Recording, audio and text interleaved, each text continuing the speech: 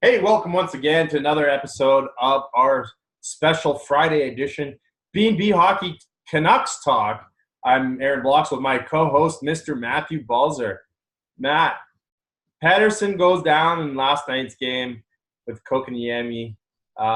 Might be out for a while, might be out for a game, might not miss any time. What do you think is going to happen? And do you see the Canucks, now that they have all their other centers back, do you see them being able to pick up the slack where Petey will be missed dearly?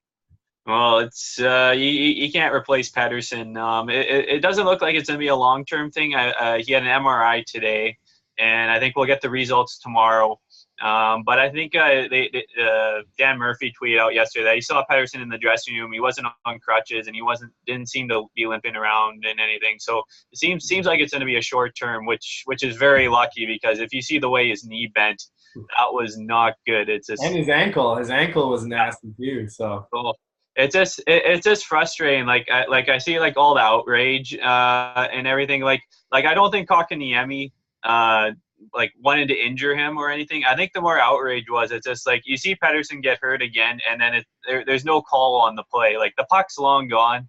Pedersen gets hooked, and then he gets tackled to the ice, and then there's no penalty. And especially with the Matheson incident before that, where there wasn't a penalty with the puck long gone as well. I don't think it deserved a suspension or anything, but it's just you look at the refs, and it's just how do you miss that? How is it at least not a 2-minute penalty? And then you still want to see some pushback, because you don't want that Tampa Bay game to be that only game where it's just all right, we're going to go after everybody. And we were super pumped after that game because everybody stood up for each other. And it's and you don't have to take a penalty, but you can get up in Kotkaniemi's face. You can give him a cross check or a push. Do something. Just do something, especially coming off the hat trick in Ottawa, where, man, that was all Elias Pettersson. Sheesh, what a player, man. But yeah, it's just very frustrating, especially in the little bit that he did play. It's just he had the breakaway attempt right away. He set up Berici for a backdoor play that he just missed. And then, as soon as he left, Besser was probably their best player, but they just couldn't get anything past Price. Besser, to me, still looks either scared or hurt on the ice. Although he is getting points, he is getting chances. He just still doesn't look right. Doesn't look like the player he was last year. Not going to the high slot and stuff. I don't know what that is, but they're obviously going to have other guys step up. And if it wasn't for the play of Pettersson lately, I think we'd be talking a lot more about, where's the offense gone? Barchi's back. Virtanen's dried up a little bit. Louis Eriksson's dried up. Where's the offense going to come from now that Pettersson's maybe out? Where do you think it's going to come from? I know, yeah. So this will be the frustrating part, because it looks like Brandon Sutter is going to move up into that second center ice spot, which, as we know, Sutter, he's not a playmaker. He doesn't put up many points. So hopefully he'll be able to step up and do a little bit more. But just to put some things in hand here, Marcus Granlund, who continues to get second power play unit ice time and all that, has 2 goals and 2 assists in his last 23 games played. Louis Eriksson, 3 goals, 1 assist in his last 24 games played. Virtanen, 3 goals in his last 24 games. Goodolbin has 1 goal in his last 17 games. We'll get into him in a little bit there. And to put into all the second power play unit that Eriksson and Granlund have played, Sam Gagner has a more recent power play goal than Granlund and Eriksson, and he's played most of the year in the American Hockey League. Shout out to Jeff Patterson for that stat there. But yeah, it just sort of sums things up that these guys continue to get those chances, and we got guys in the American Hockey League that are producing but not getting any chances. I do gotta say, as I was watching part of the game last night, it was really nice to see the Canucks with their 4 regular centermen. Horvat, Pettersson, Sutter, and Beagle. And I couldn't help but notice that they were winning the majority of faceoffs. And just so much pressure has been taken off of Bo Horvat. So perhaps there's an opportunity for him to step up offensively. where guys like Sutter and Beagle can play, the checking minutes and stuff. But I do have to give a shout out to the fourth line, whether it's Roussel or Schaller playing with Beagle and Tyler Mott. They're like pit bulls on a bone on that forecheck, and it's been fun to watch because they're very energetic and they're just on the forecheck hitting bodies. And they've not last game, but the game the few games before, I was thinking like the Edmonton and Calgary games. They're rewarded for their play, getting goals and capitalizing there. Looking at this team's trade that they made with the Ottawa Senators, Anders Nilsson, Darren Archibald, for a bag of pucks and a 6th-round draft pick. Yeah. What did you think of that trade? And because obviously Mike McKenna got put on waivers, he's now been picked up by Philadelphia. So they've lost that asset. They've got Taylor Pyatt's brother in the minors now, Tom Pyatt. Was it simply just getting a draft pick and making room for Demko? Is that why they did it, or what's going on there? Yeah, I think so, because I think we've been clamoring, especially me, for Demko to get the call up because he's done everything he can in the American Hockey League. In 107 American Hockey League games played, he has a .915 save percentage and 55 wins. So he's done everything he's had done. And then you look at a guy like Mackenzie Blackwood in New Jersey, Cal Peterson when he got called up with the LA Kings, and Carter Hart with Philadelphia. All these guys who have had less experience and less success than Demko in the American Hockey League were just turning pro in Carter Hart's case and getting opportunities before Demko, who's basically in his third year pro now. And it was basically time. It does suck with losing McKenna because Richard Bachman is basically done for the year with an Achilles injury. So right now our goaltenders are Kolbakov, who's only on an American Hockey League contract, and then they did sign another goalie to a PTO down in the American Hockey League. So technically the only other goalie on an NHL contract is Michael DiPietro, who had a pretty strong performance for Canada at the World Juniors. So we're one injury away from getting an emergency call-up for DiPietro. So it'll be interesting to see how the Canucks are going to handle that situation because apparently Philadelphia wasn't the only team to put in a claim for McKenna on waivers, which is surprising because I thought he'd make it through. But I think Michael Neuver stayed a day there, so that's why they picked him up off waivers there. So hopefully they can find somebody. But if Markstrom or Demko goes down, then they could be in trouble. Well, Philadelphia, of course, needs their 8th goaltender of the season. Talking about goaltending, I mean, it's great that I think Demko is going to get a chance to play here. It'll be great to see him. But what about Jake Markstrom? I mean, this guy's played absolutely out of his mind the last 30 days or so. Just unbelievable numbers. And last night, I believe, was his first loss in a while. Mm-hmm. Yeah, so he had like that save percentage of over .940 in December, which is just insane. I believe going like 8-1-0 in that time span. We know that his save percentage was below 900 for a while, but he's gotten it up to 91 now, and his goals against average down to 2.79. He's up to 17-11-3 on the season. I believe there's only just a couple of goalies that have more wins. I think Marc-Andre Fleury and Freddie Anderson, I believe, are the only goaltenders that have more wins than Markstrom right now this season. Yeah, he's been stellar in that, especially with a lot of the chances the Canucks have been giving up every game. He's been answering the bell over and over again, which is great to see because this is basically the best we've seen him play over a consistent amount of time. Now, the defense in front of him obviously has something to do with that. I see Beagle still blocking a lot of shots. Tanev's blocking a ton of shots. But what do you like about their defense, and what do you think? I know I'm not a big Derek Pouliot fan, and he got in for your big favorite player yesterday, or he got out of the game for your favorite player yesterday, Michael Del Zotto. But outside of those two guys, what do you like about this team, and what do you dislike? Yeah, so right now, Alex Edler is probably playing some of the best hockey of his career. He's up to 19 points in 29 games. which is a pretty good points per game average of 0.66. Which is just great, and that just ups his trade value going into the trade deadline, because especially at his age, you never know when his play's going to drop off.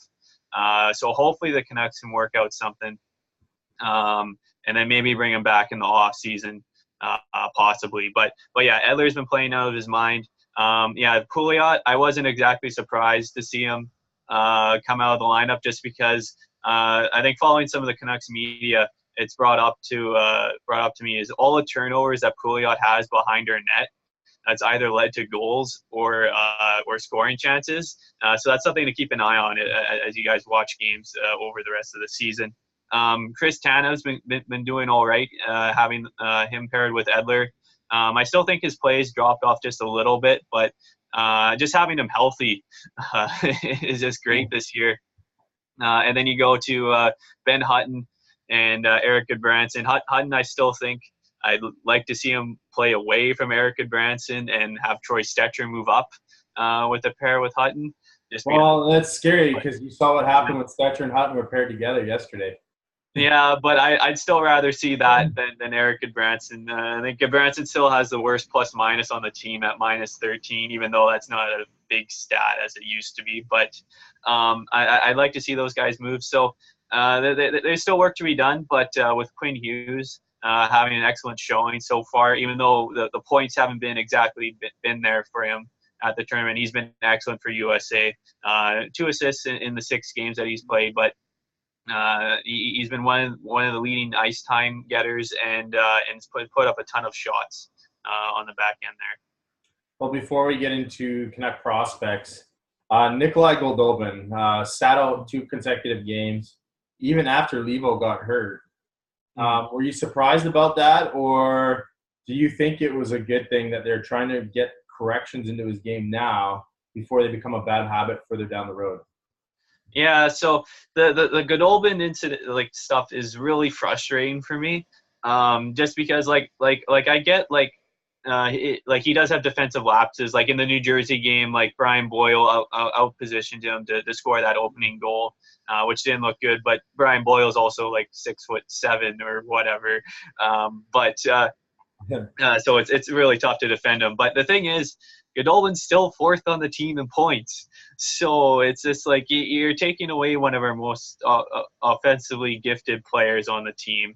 And I get that he has to produce without playing with on a line with Elias Pettersson. I saw a stat that out of all the ice time that he's had with Bo Horvat, he has yet to put up a point with him on a line. So you got to do it away from just playing with Elias Pettersson.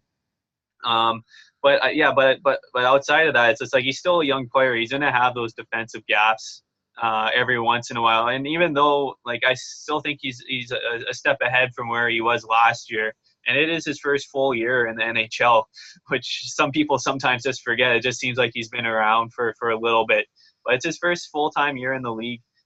You would like to see him put the puck in the net a little bit more, even though he is more of a playmaker.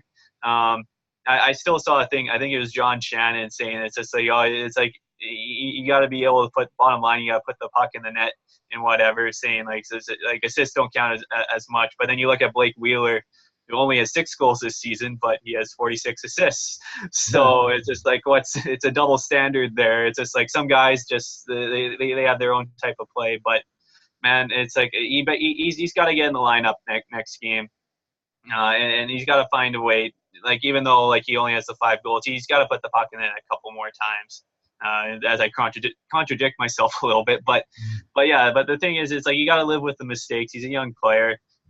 He's just when he does stuff, he's he looks flashy. So it's just when he does something bad, it stands out more. Well, and for me, from what I've gathered from Travis Green's comments, he said that they've sat him down, showed him video, but he doesn't seem to be learning from those sit downs and from the videos, and he keeps making the same mistakes over and over again, and that's what they're frustrated about. Corey Hirsch actually made an interesting comment the other day on 650, saying that if those things aren't corrected, he actually thinks Goldobin's going to be out of here in 2 to 3 weeks as a trade. So I don't think it's going to be that harsh, but it's kind of like the Brandon Leipzig situation where it's like, hey, we've been waiting and waiting and waiting and waiting, and when they realize what they have, is it time to cut your losses and move on, or do you just keep waiting for something to happen out of that might not ever happen, right? So Mhm. it'll be interesting to see. But why don't you bring us up to speed with the Canuck prospects that played at the World Juniors? Obviously, a couple of them are still in it. Mm. One of them scored a really big goal. One of them had the crowd chanting his name.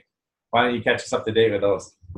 All right, yeah. So first we start off with Michael DiPietro, who in the 4 games went 2-2, 9.52 save percentage.